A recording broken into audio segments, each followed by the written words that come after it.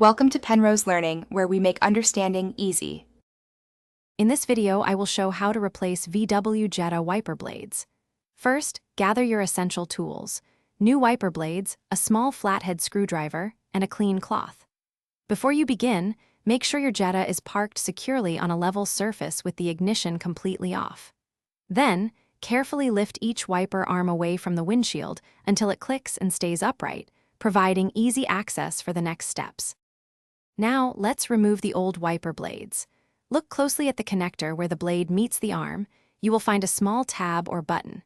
Press this tab firmly and then slide the entire old blade assembly downwards, away from the wiper arm hook. It should detach smoothly. Remember to hold the wiper arm securely at all times to avoid it accidentally springing back and potentially damaging your windshield. With the old blade removed, it is time to install your new ones. Take your new wiper blade and align its connector with the hook on the wiper arm.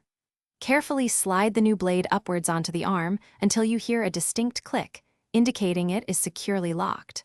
Once both new blades are attached, gently lower each wiper arm back down onto the windshield, ensuring they rest flat against the glass. Finally, perform a quick test. Turn on your Jetta's ignition and activate the windshield wipers with some washer fluid. Observe their movement and ensure they clear the glass effectively without streaking.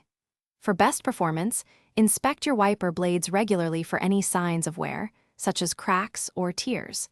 Replacing them every 6 to 12 months will maintain clear visibility and safety.